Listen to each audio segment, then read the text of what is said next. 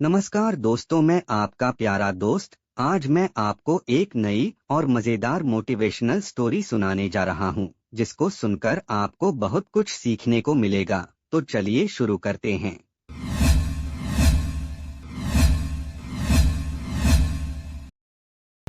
अगर कोई 500 करोड़ रुपए वापस ले आया तो मैं उसे 10 करोड़ रुपए इनाम दूंगा। सुबह के ठीक 7 बजे थे।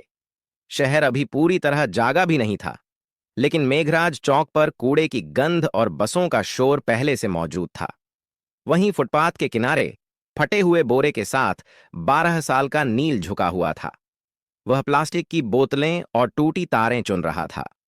उसके हाथों पर जमी गंदगी स्थायी लगती थी, जैसे किसी ने उस पर अनदेखा होने की मुहर लगा दी हो। नील बोलता कम था। लोग समझते थे वह डरपोक है या मंदबुद्धि। सच्चाई यह थी कि वह सुनता बहुत था। बातें, आवाजें, मशीनों की। जब लोग बोलते थे, वह शब्द पकड़ता था। जब मशीनें चलती थीं, वह पैटर्न पकड़ता था।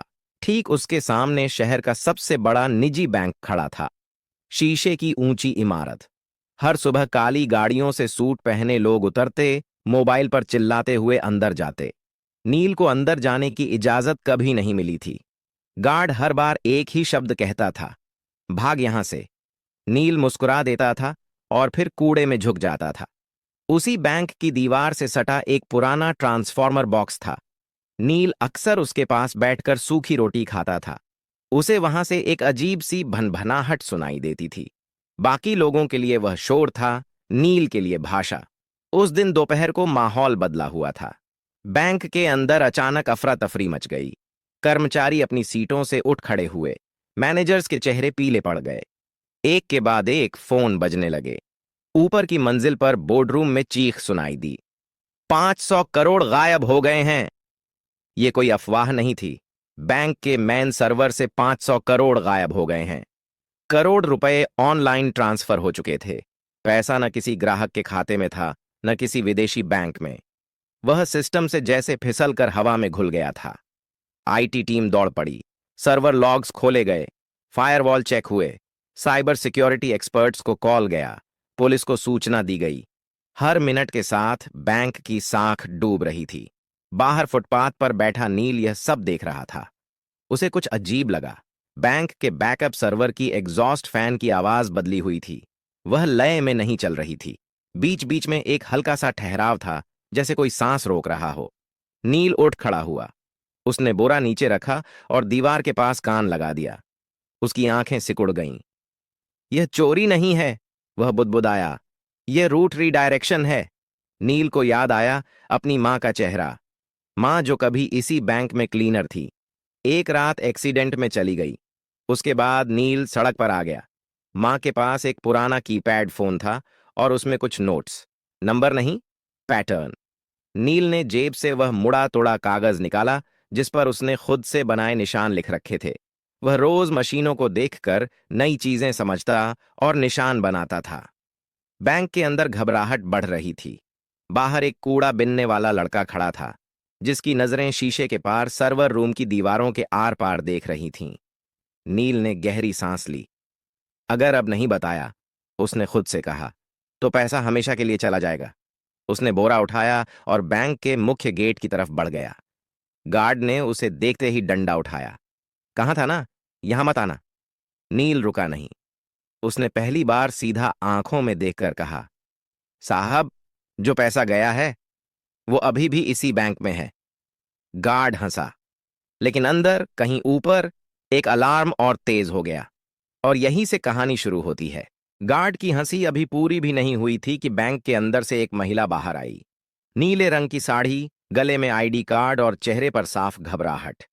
वह बैंक की senior operations manager Radhika Mehta थी। पिछले 20 मिनट से वह लगातार आईटी टीम और हेड ऑफिस के बीच फंसी हुई थी। उसकी नजर नील पर पड़ी। क्या कहा तुमने? उसकी आवाज सख्त थी, लेकिन आंखों में थकान साफ दिख रही थी।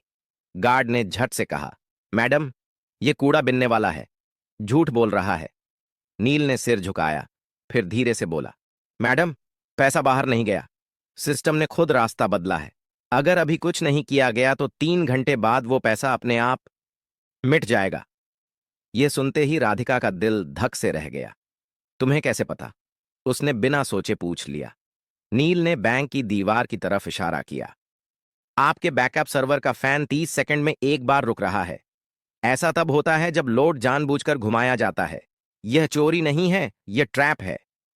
वह बोलते समय न घबरा रहा था न तेज, जैसे यह सब उसके लिए नया नहीं था। राधिका ने एक पल सोचा। अंदर आईटी हेड चिल्ला रहा था कि डेटा फ्लो समझ नहीं आ रहा। पुलिस रास्ते में थी, मीडिया को भनक लगने ही वाली थी। उसने गार्ड को देखा। इसे अंदर आने दो। गार्ड चौंक गया। मैडम, यह, मैंने कहा, अंदर आने दो। नील पहली बार बैंक के अंदर गया। एयर कंडीशन की ठंडी हवा से वह सिहर गया। फर्श इतना चमकदार था कि उसमें अपना गंदा चेहरा देखकर उसे झिझक हुई। लोग उसे घूर रहे थे। कोई फुसफुसाया, ये बच्चा क्या करेगा? नील को इससे फर्क नहीं पड़ा। राधिका उसे सीधे आईटी फ्लोर पर ले गई। वहां 5 लोग 5 लैपटॉप और बड़ी स्क्रीन के सामने खड़े थे। स्क्रीन पर लाल रंग की लाइनें और नंबर भाग रहे थे। आईटी हेड ने गुस्से में कहा, मैडम, अभी समय नहीं है, ये मजाक नहीं है। नील ने स्क्रीन की तरफ देखा और तुरंत बोला, आप लोग गलत लॉग देख रहे हैं, असली रास्ता छुपाया गया है। कमरे में सन्नाटा छा गया। ये बच्चा हमें सिखाएगा? किसी ने तंज कसा। नील पास गया। उसने स्क्रीन के कोने में दिख रहे एक छोटे से टाइम स्टैम्प की तरफ इशारा किया। ये देखिए, हर बार ट्रांजैक्शन से 1 सेकंड पहले टाइम पीछे जा रहा है। ये मैनुअल नहीं हो सकता। आईटी हेड ने झुककर देखा। उसका चेहरा बदल गया। यह तो असंभव है। नील ने पहली बार सिर उठाकर सबको देखा। असंभव नहीं है सर। जिसने यह किया है उसने पैसा चुराया नहीं, उसने बैंक को खुद से लड़ने पर मजबूर कर दिया है। राधिका की आवाज कांप गई। तो पैसा वापस आ सकता है? नील ने हल्की सांस ली। आ सकता है, लेकिन अगर देर हुई तो नहीं। घड़ी की टिक टिक तेज लगने लगी और उसी पल नील ने कहा, मुझे एक कंप्यूटर चाहिए। इंटरनेट नहीं, सिर्फ लोकल एक्सेस। कमरे में कोई बोला नहीं। पहली बार बैंक के सबसे बड़े संकट में सबकी नजरें एक कूड़ा बिनने वाले लड़के पर टिकी थीं। और नील जानता था, अब पीछे हटने का कोई रास्ता नहीं है। कमरे में एक अजीब सा सन्नाटा था। एयर कंडीशनर की ठंडी हवा चल रही थी, लेकिन किसी को ठंड महसूस नहीं हो रही थी। सबकी नजरें नील पर थीं। वह कुर्सी पर बैठा नहीं था, वह खड़ा था, जैसे बैठना उसके लिए फालतू की चीज हो। आईटी हेड ने हिचकिचाते हुए एक सिस्टम उसकी तरफ घुमा दिया। ये लोकल मशीन है, नेटवर्क से कटी हुई। अगर कुछ गलत हुआ तो भी फर्क नहीं पड़ेगा। नील ने बीच में कहा, जो नुकसान होना था वो हो चुका है। उसने कीबोर्ड को ऐसे छुआ जैसे कोई पुराना दोस्त हो। उंगलियां गंदी थीं, लेकिन चलने में झिझक नहीं थी। स्क्रीन पर एक काली विंडो खुली। राधिका ने घड़ी देखी। नील, हमारे पास ज्यादा समय नहीं है। नील ने सिर हिलाया। मुझे पता है। उसने टाइप करना शुरू किया। कोई तेजी नहीं, कोई दिखावा नहीं। हर कमांड सोचकर, जैसे वह पहले ही यह सब कर चुका हो। आईटी टीम स्क्रीन पर उभरते टेक्स्ट को पढ़ने की कोशिश कर रही थी, लेकिन वह उनकी समझ से बाहर था। एक इंजीनियर ने धीरे से कहा, यह तो सिस्टम के अंदर का रास्ता है, यह एक्सेस हमारे पास भी नहीं है। नील बोला नहीं। उसने अगली लाइन डाली। अचानक स्क्रीन पर एक मैप खुला। यह किसी बैंक अकाउंट का नहीं था, यह डेटा के बहाव का नक्शा था। तीर, घुमाव, बंद रास्ते। नील ने एक जगह उंगली रखी। यहीं फंसा है पैसा। लेकिन यहां तो कोई अकाउंट ही नहीं है, आईटी हेड ने कहा। नील ने उसकी तरफ देखा। क्योंकि यह अकाउंट नहीं है, यह एक खाली कमरा है। सिस्टम ने खुद बनाया है। राधिका की आंखें फैल गईं। सिस्टम ने? हां, नील बोला। जब किसी को सिस्टम के दिल तक पहुंचने की कोशिश करते पकड़ लिया जाता है, तो पुराना कोर एक फर्जी रास्ता बना देता है। पैसा उसमें चला जाता है। बाहर से लगता है चोरी हो गई, लेकिन असल में सिस्टम खुद उसे छुपा लेता है। कमरे में किसी ने सांस तक नहीं ली। आईटी हेड ने धीमी आवाज में कहा, लेकिन ऐसा फीचर तो कहीं डॉक्यूमेंटेड नहीं है। नील ने हल्की मुस्कान दी। क्योंकि यह फीचर नहीं है, यह डर है, मशीन का। उसने अगला कमांड डाला। स्क्रीन पर लाल चेतावनी चमकी। वार्निंग, डेटा कोलैप्स इन 17 मिनट्स। राधिका के हाथ कांप गए। इसका मतलब? नील ने कहा, अगर यह कमरा ढह गया तो पैसा किसी का नहीं रहेगा, न चोर का न बैंक का। आईटी टीम में खलबली मच गई। तो जल्दी करो, कोई बोला। नील ने पहली बार गुस्से से सिर उठाया। जल्दी नहीं, सही। उसने अपनी आंखें बंद कीं, कुछ सेकंड के लिए, जैसे दिमाग में कुछ जोड़ रहा हो। उसे याद आया वह पुराना मोबाइल, मां की आवाज, नंबरों के बीच का पैटर्न। चीजें सीधे नहीं चलती, वे घूम कर आती हैं। नील ने टाइप किया। स्क्रीन पर एक नया दरवाजा खुला। आईटी हेड फुसफुसाया। यह तो रिवर्स ट्रैक है, नील बोला। हाँ, अब पैसा वापस उसी रास्ते से चलेगा जिससे डर आया था। राधिका ने घड़ी देखी। 13 मिनट बाकी थे। नील की उंगलियां फिर चलने लगीं और बाहर बैंक के गेट पर मीडिया की पहली वैन आकर रुक चुकी थी। बाहर कांच के दरवाजों के पार कैमरे चमकने लगे थे। मीडिया को बस एक इशारे का इंतजार था। अंदर आईटी फ्लोर पर तनाव इतना गाढ़ा था कि जैसे हवा भी भारी हो गई हो। राधिका ने धीमी आवाज में कहा, अगर यह गलत दिशा में गया तो सिस्टम हमेशा के लिए लॉक हो सकता है। नील ने स्क्रीन से नजर हटाए बिना जवाब दिया। वह पहले ही लॉक है मैडम, बस फर्क इतना है कि अभी चुप है। उसने एक ग्राफ खोला। नीली और लाल लाइनें एक दूसरे के पीछे दौड़ रही थीं। बीच बीच में एक जगह ऐसी थी जहां लाइनें टूट रही थीं। यहीं से पैसा बाहर दिखाया गया है, नील बोला। लेकिन असल में यहीं से वह वापस लाया जा सकता है। आईटी हेड ने कुर्सी खींचकर पास बैठते हुए कहा, तुम यह सब कैसे जानते हो? नील ने पहली बार सच बोला। मैं मशीनों के पास बड़ा हुआ हूं। जब मां जिंदा थीं, वह रात की शिफ्ट में यहीं सफाई करती थीं। मैं बाहर बैठा रहता था। सर्वर रूम की आवाजें मुझे बातें जैसी लगती थीं। कोई कुछ नहीं बोला। नील ने अगला कमांड डाला। स्क्रीन पर एक नया संदेश उभरा, ऑथोराइजेशन रिक्वायर्ड। राधिका ने राहत की सांस ली। ठीक है, यह सामान्य है। हमारे पास मल्टी लेवल ऑथराइजेशन है। नील ने सिर हिलाया।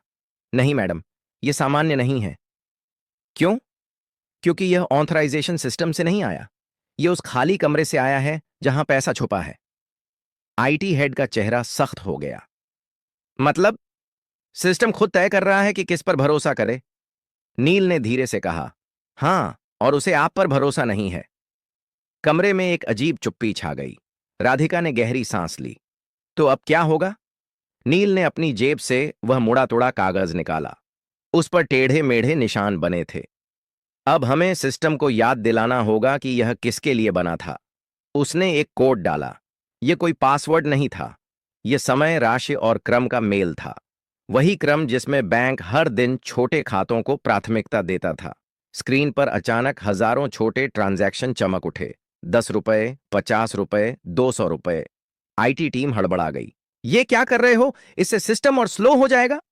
नील ने शांत स्वर में कहा, नहीं, इससे सिस्टम को भरोसा आएगा। राधिका ने हैरानी से पूछा, भरोसा? हां, नील बोला।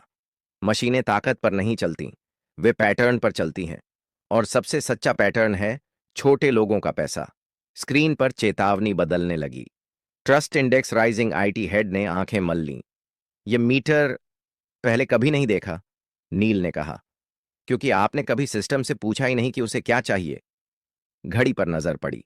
7 मिनट बाकी थे। नील की उंगलियां अब और तेज चल रही थीं।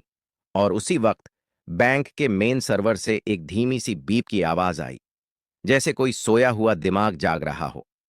सभी समझ गए। अब वापसी शुरू हो चुकी थी। बीप की वह आवाज छोटी थी, लेकिन असर बड़ा। आईटी फ्लोर पर खड़े हर इंसान की रीढ़ सीधी हो गई। स्क्रीन पर बिखरे हुए तीर अब एक दिशा में मुड़ने लगे थे, जैसे कोई भटकी हुई नदी अपने पुराने रास्ते को पहचान रही हो। आईटी हेड ने हकलाते हुए कहा, डेटा फ्लो रिवर्स हो रहा है। राधिका की आंखें स्क्रीन से हट ही नहीं रही थीं। मतलब? नील ने बिना रुके जवाब दिया। मतलब पैसा लौट रहा है, लेकिन अभी सफर पूरा नहीं हुआ है। स्क्रीन पर नंबर चलने लगे। 10 करोड़, 25 करोड़, 68 करोड़। कमरे में किसी की सांस नहीं निकल रही थी। लेकिन तभी एक जोर की बीप गूंजी। स्क्रीन लाल हो गई। System conflict detected. IT head उछल पड़ा। ये क्या है अब? नील रुक गया। पहली बार उसकी उंगलियां थमी। जिसने यह किया है उसे अब पता चल गया है। कौन? राधिका ने पूछा। नील ने सिर झुकाया। कोई बाहर का नहीं, अंदर का। कमरे में हलचल मच गई। लोग एक दूसरे की तरफ देखने लगे। स्क्रीन पर एक नया लॉग खुला। एक ही यूजर आईडी, एक ही मशीन, बार बार। आईटी हेड का चेहरा सफेद पड़ गया। ये तो हमारे ही नेटवर्क से है, नील ने धीरे से कहा। चोरी बाहर से नहीं हुई थी, रास्ता अंदर से खोला गया था। घड़ी देखी गई। अब सिर्फ 4 मिनट बचे थे। राधिका ने खुद को संभालते हुए कहा, नील, क्या हम इसे रोक सकते हैं? नील ने जवाब देने से पहले एक गहरी सांस ली। हां, लेकिन इसके लिए मुझे सिस्टम को पूरी तरह बंद करना होगा, 30 सेकंड के लिए। कमरे में हड़कंप मच गया। क्या? यह नामुमकिन है। पूरा बैंक ठप हो जाएगा। नील ने पहली बार सबको सीधे देखा। अगर नहीं किया तो पैसा आधे रास्ते में फंस जाएगा, ना आपका रहेगा ना चोर का। राधिका ने आंखें बंद की एक पल के लिए, फिर बोली, करो। आईटी हेड ने चौंक कर उसकी तरफ देखा। मैडम, मैं जिम्मेदारी लेती हूं। नील ने आखिरी कमांड तैयार किया। उसकी उंगलियां हल्की कांप रही थीं, लेकिन दिमाग साफ था। उसे मां की आवाज याद आई, डर लगे तो भी सही काम मत छोड़ना। उसने एंटर दबाया। पूरे बैंक की लाइटें एक साथ बुझ गईं। कंप्यूटर, एटीएम, सब कुछ। बाहर मीडिया चिल्ला उठा, बैंक बंद हो गया, पैसा डूब गया। अंदर घुप अंधेरा था। फिर 1 सेकंड बाद, 2 सेकंड बाद, तीसरे सेकंड पर एक हरी लाइट जली, फिर दूसरी, फिर पूरी स्क्रीन। सिस्टम वापस आ चुका था और इस बार पैसे के नंबर एक एक करके सही खाते में लौट रहे थे। 100 करोड़, 250 करोड़, 400 करोड़। आईटी हेड की आंखों से आंसू निकल आए। हो गया। आखिरी नंबर रुका, 500 करोड़। रिकॉन्साइल्ड। कमरे में कोई ताली नहीं बजी, कोई चिल्लाया नहीं। सब बस नील को देख रहे थे। वह कुर्सी से नीचे उतरा, थका हुआ, खामोश। बैंक का पैसा वापस आ चुका था। अब सवाल यह था, यह चोरी किसने की थी और नील सच में कौन था? कमरे में सन्नाटा था, लेकिन यह डर का नहीं था। यह उस पल का सन्नाटा था जब इंसान समझ जाता है कि अब कहानी बदल चुकी है। स्क्रीन पर हरे रंग की लाइनें स्थिर हो चुकी थीं। 500 करोड़ पूरी तरह बैंक के खातों में लौट चुके थे। सिस्टम नॉर्मल दिखा रहा था, लेकिन लोगों के चेहरे अभी भी जमे हुए थे। राधिका ने धीमी आवाज में कहा, नील, तुमने बैंक को बचा लिया। नील ने कोई जवाब नहीं दिया। वह स्क्रीन को देख रहा था, जैसे किसी और चीज की तलाश में हो। आईटी हेड ने राहत की सांस लेते हुए कहा, हमें तुरंत यह पता लगाना होगा कि अंदर से यह किसने किया। नील ने गर्दन हिलाई। सिस्टम खुद बता देगा। कैसे? किसी ने पूछा। नील ने एक आखिरी लॉग खोला। यह आम यूजर लॉग नहीं था। यह वह लेयर थी जहां सिर्फ तब एंट्री होती है जब कोई सिस्टम को धोखा देने की कोशिश करता है। स्क्रीन पर एक नाम उभरा। कोई टेक्निकल कोड नहीं, कोई फर्जी आईडी नहीं, एक साफ नाम, बैंक के डिप्टी टेक्नोलॉजी डायरेक्टर का। कमरे में जैसे हवा निकल गई। आईटी हेड कुर्सी पर बैठ गया। यह मुमकिन नहीं है, नील ने शांत स्वर में कहा। मुमकिन है, क्योंकि उसे सिस्टम की आदतें पता थीं। उसने सोचा, सिस्टम मशीन है। उसे यह नहीं पता था कि मशीन याद भी रखती है। राधिका ने तुरंत फोन उठाया। सिक्योरिटी को ऊपर भेजो, अभी। कुछ ही मिनटों में उस अधिकारी को कमरे में लाया गया। चेहरा पीला, आंखें नीचे। वह कुछ बोल नहीं रहा था। राधिका ने सख्त आवाज में पूछा, आपने यह क्यों किया? वह चुप रहा। नील आगे बढ़ा, क्योंकि आप सोच रहे थे कि पैसा बाहर निकल जाएगा और सिस्टम आपको पहचान नहीं पाएगा। लेकिन आपने एक गलती की। आदमी ने पहली बार सिर उठाया। कौन सी? आपने छोटे खातों को नजरअंदाज किया, नील बोला। आपने सिर्फ बड़े ट्रांजैक्शन देखे। सिस्टम ने आपको वहीं पकड़ लिया। आदमी टूट गया। मुझे कर्ज में डुबो दिया गया था। मुझे रास्ता नहीं दिखा। राधिका ने सिक्योरिटी को इशारा किया, ले जाइए। जब वह बाहर गया तो किसी ने राहत की सांस ली, किसी ने शर्म की।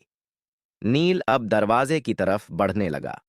राधिका ने चौंक कर कहा, रुको, तुम कहां जा रहे हो? नील रुका। मेरा काम हो गया मैडम। काम? उसकी आवाज भर आई।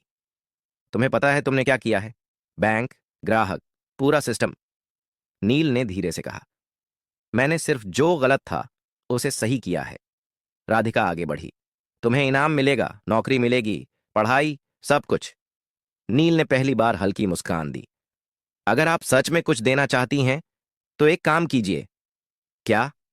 बाहर जो बच्चे कूड़ा बीनते हैं ना, नील बोला, उनके लिए सिस्टम बनाइए, ऐसा सिस्टम जो उन्हें अनदेखा न करे। राधिका कुछ बोल नहीं पाई। नील दरवाजे से बाहर निकल गया। वही फटा बोरा, वही गंदे हाथ। लेकिन अब बैंक की दीवारें उसे देख रही थीं, क्योंकि सिस्टम तो बच गया था। अब इंसानों की बारी थी। बैंक के बाहर शाम ढल चुकी थी, लेकिन भीड़ कम नहीं हुई थी। कैमरे अब भी चमक रहे थे। रिपोर्टर एक दूसरे को धक्का देकर आगे आने की कोशिश कर रहे थे। सबको एक ही खबर चाहिए थी। 500 करोड़ कैसे लौटे? राधिका कांच के दरवाजे के पास आकर रुकी। उसके हाथ में माइक्रोफोन नहीं था, फिर भी आवाज साफ थी। यह बैंक की जीत नहीं है, उसने कहा। यह एक बच्चे की समझ की जीत है। भीड़ में हलचल मच गई। कौन बच्चा? कहाँ है वो? नाम बताइए। राधिका ने दरवाजे की तरफ देखा। नील जा चुका था। उसके कदम पहले ही फुटपाथ की तरफ मुड़ चुके थे, जहां उसकी दुनिया थी।